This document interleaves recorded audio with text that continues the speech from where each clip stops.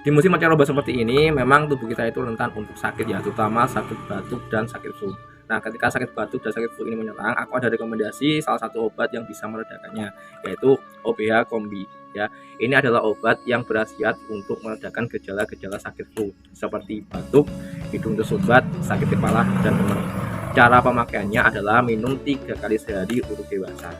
Ya, obat ini menyebabkan kantuk, jadi tidak dianjurkan untuk minum sebelum bepergian karena berbahaya.